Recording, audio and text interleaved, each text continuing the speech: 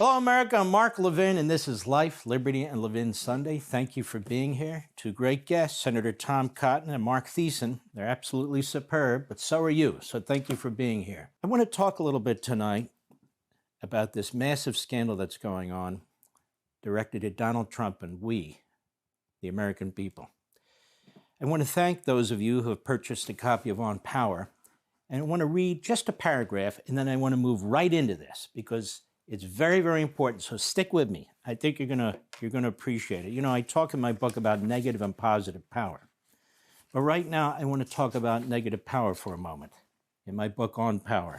In governments born of and ruled through negative power, the legitimacy of the government and the way power is executed are without lament or moral and rational circumspection. There is a frightening callousness in the mindset of the rulers and a cold-blooded brutality to their rule. For modern Western societies, most of which are said to be advanced, enlightened, and democratic, negative power is more opaque, or what I call soft negative power, that is more opaque than flat-out Marxist, fascist, Islamist regimes.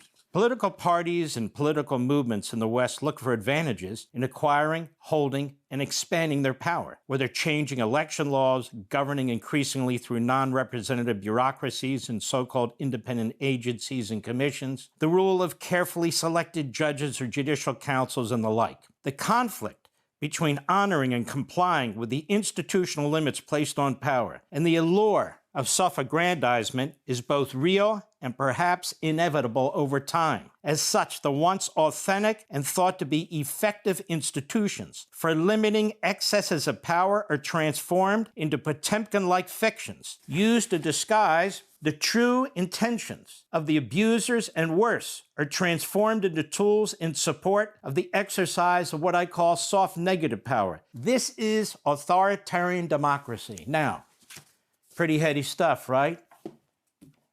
Well, it's true. And in many respects, we're living in an authoritarian democracy right now. It is one that is embraced, advanced, and promoted by the Democrat Party and their ideological supporters. This scandal involving Obama and Hillary Clinton, target against Donald Trump, our electoral system, and Mr. and Mrs. America, is so stunning in scope that it cannot be discussed enough. And for those of you who are obsessed with the Epstein case, you are the ones who are distracting us from the Obama-Hillary case. I don't know what your end game is with the Epstein case, but I know what my end game is here. That is justice.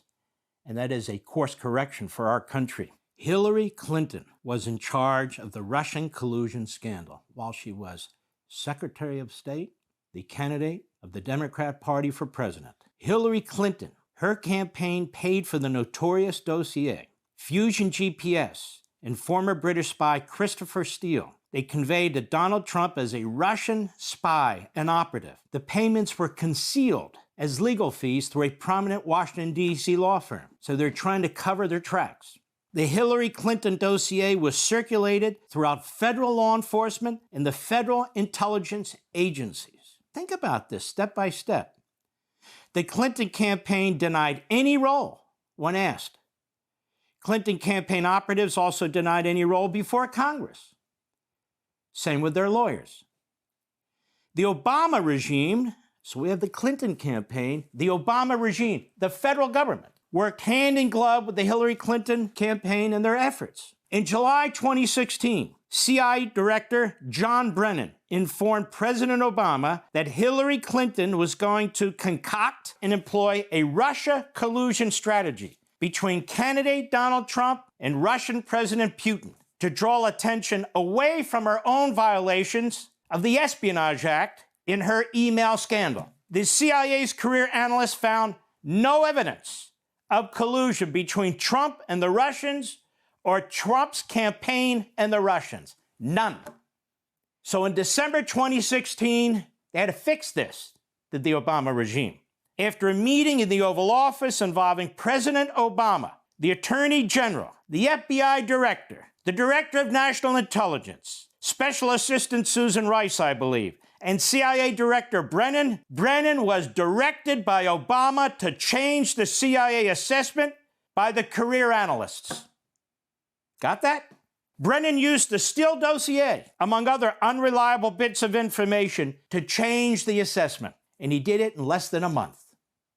Because Obama wanted it done while he was still president, early enough in January, where they could spread the word. The CIA career analysts actually objected.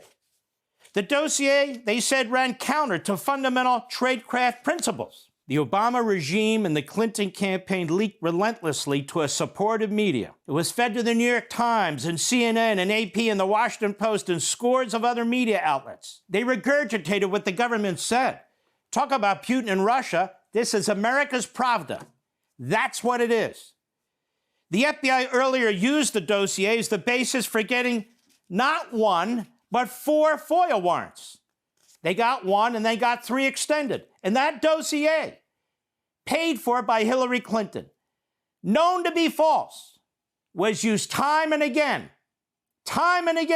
in front of a federal secret court to get warrants against the Trump campaign.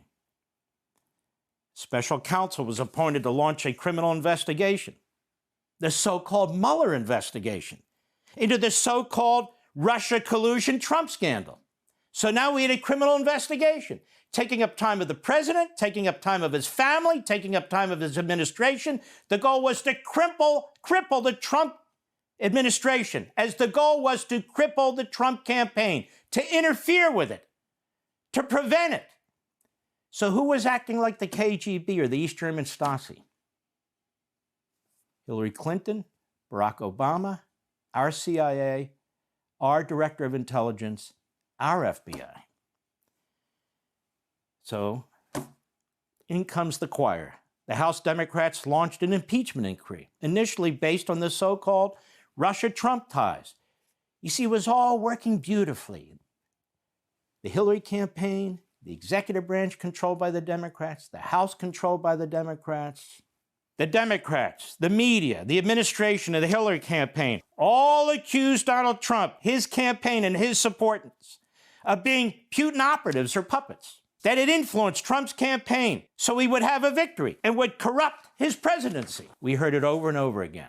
Now, Senator Grassley the other day releases the declassified appendix to the 2023 Durham report. And the newly classified information revealed last week, those documents, also show that this Clinton-Obama conspiracy was even broader. Ahead of the 2016 election, emails hacked from George Soros's Open Society, they believe by the Russians, they show plans to push the Russia collusion hoax into leading U.S. publications, quote unquote, through FBI-related entities. Oh, wow, and I thought our First Amendment and freedom of the press was supposed to be watchdogs of the media. No, it's the Pravda media.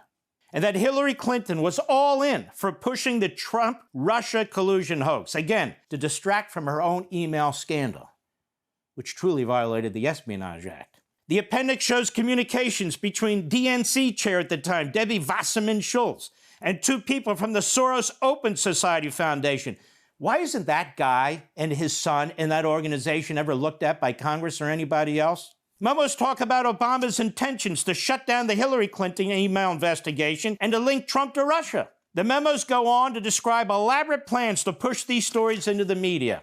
Recently, FBI Director Kash Patel discovered so-called burn bags filled with thousands of presumably classified documents dating back to the Russia collusion hoax probe during the 2016 election. You know what that's called? Obstruction. How is it that those documents weren't in the hands of the Congress or weren't in the hands of the FBI or the special counsel? It included a copy of the appendix to the Durham report, but a hell of a lot more. The stash reportedly includes information from foreign sources, warning that the FBI would spread the Russia collusion hoax against Trump that would claim it helped him win the election, should he win the election, even before the hoax was actually started. The New York Times and the Washington Post have just reported that this is all nonsense. We kind of knew all this anyway. Well, they would, because they were part of the conspiracy to undermine our country. But that's just the beginning of it. That's just the beginning of it. So what happens? Well, what happens is that Donald Trump becomes a private citizen, And they're worried about Donald Trump. They figure he wants to run for president again. There's serious questions, raised about the 2020 election. Shh, but you're not allowed to talk about it. Look what these people did here. They're capable of anything. Anything. Look at the lawyers they hired that go into these states to try and change the election laws. They're there right now. This is what I mean by negative power. This is what I mean in the book, On Power. But they weren't done. They just got started. There's Donald Trump, minding his own business. But that wasn't good enough. So what did they do? They brought in a special counsel named Jack Smith. They brought him in from The Hague because he's used to dealing with, potentates, genocidal maniacs. So we got to get Trump. So what happens? Ultimately, federal charges in Washington, D.C., the January 6th case, so forth. What charges? For what? The 1871 Ku Klux Klan Act? The Enron Obstruction Act? 2 charges on that. Conspiracy to defraud the government, a statute that's used for government contractors? Well, the Supreme Court is asked to step in, and they do. They say that Enron Obstruction Act has nothing to do with it. Eventually, the entire case is tossed by the Supreme Court because of presidential immunity, which those of us who actually understand the Constitution and believe in it have spent, how many years is it now? 45 years practicing law and supporting it, knew that that would happen. But that wasn't enough. We have the documents case. What documents? Documents. We got to get them for the Espionage Act, Presidential Records Act, obstruction, false statements. We've got Trump now. 40 felony counts. 40. 32 counts under the Espionage Act. 8 counts for false statements and obstruction. We got him now. We even sent the FBI SWAT team in there. They searched, the private premises. We took pictures. We showed the whole world. We got him now. We have legal analysts coming on. That documents case, I think they have him now. He sent in an FBI SWAT team to Mar-a-Lago to search his private residence on a former president of the United States. The entire case was thrown out. Why? Well, they made a little mistake over there, Merrick Garland and the crew. They violated the Appointments Clause of the Constitution. In fact, 2 former attorneys general, Lucchese and Meese, filed briefs in the federal court in Florida. They were so disgusted, they said, Jack Smith was appointed unconstitutionally. And the federal judge agreed, even though the Democrat media and the Democrat mouthpieces were pressuring her to buckle. She can't be that smart. What is she, a hack? Incredibly smart. And no, she's a damn good judge. So that case is thrown out. Oh my goodness, 2 federal cases gone. But don't worry, we have the Fulton County, Georgia case with a district attorney there. Fannie Willis, I think her name was. She's the best of the best. Man, she'll do what we need her to do. 13 counts alleging conspiracies, false statements, state RICO violations. Now we got Trump. Well, 5 counts were dismissed right away under the Supremacy Clause. And the DA was recently removed by an appellate court that said she had an appearance of impropriety and a conflict of interest. Why? Well, she had a romantic relationship with one of the lawyers and, all that kind of stuff. Where is that case now? It's just sitting there because the Supreme Court's immunity decision will eventually end that case. It's pretty well dead. Well, we always have Al Bragg. Oh, our man Alvin Bragg in Manhattan. That guy, he can be counted on. He was Mondami before there was a Mondami. Oh, yeah, he knows what to do. 34 felony charges on falsification of records. Now, this DA, campaigned on indicting Donald Trump for something, for anything. He should have had his legal license pulled, but in New York, never. Judge was conflicted all the way. Highly partisan Democrat, donated to Biden, but he wasn't going to step aside. No, nobody was going to force him. Again, it's the legal system in New York. So what did they do? It was a Stalinist witch trial. The ugliest damn thing we've ever seen in this country.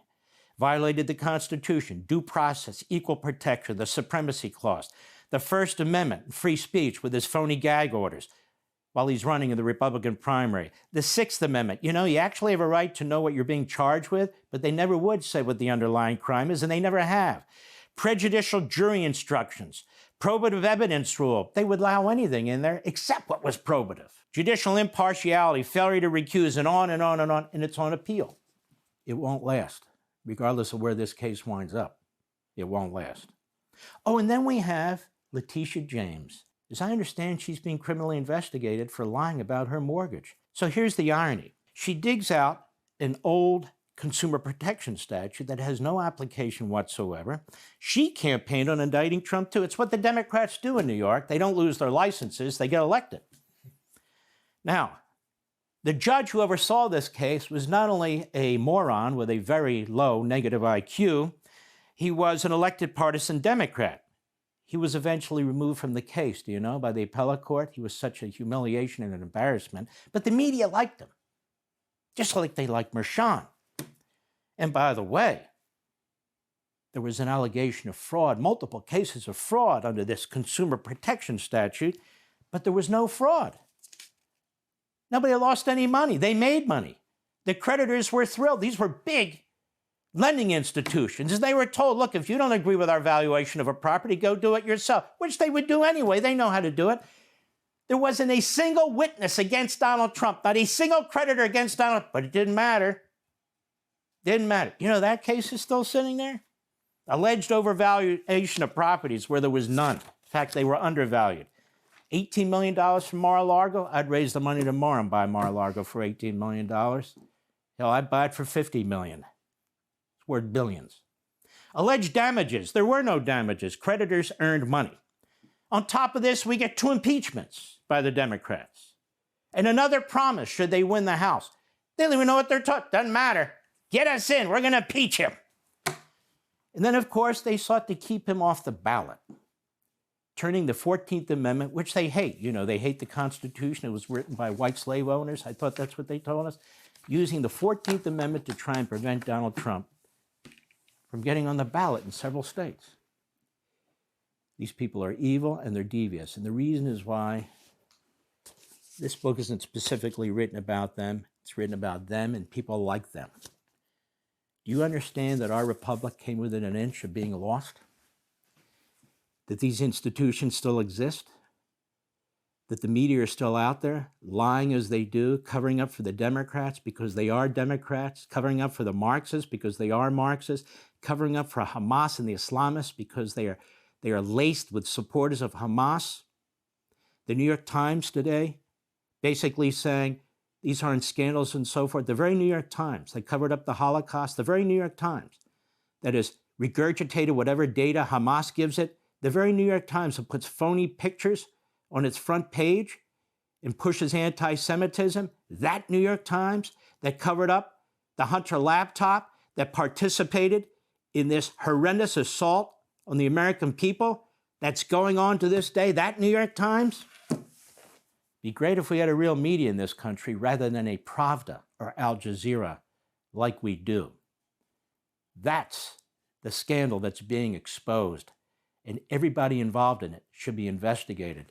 How is it that Attorney General Merrick Garland has yet to be investigated, or his Deputy Attorney General, or the former head of the Criminal Division or the Public Integrity Section, or Jack Smith? How is it that they escape scrutiny? They better not. For the sake of this republic, justice, and the rule of law, in order to get this negative power back in the bottle. Hey, Sean Hannity here. Hey, click here to subscribe to Fox News YouTube page and catch our hottest interviews and most compelling analysis. You will not get it anywhere else.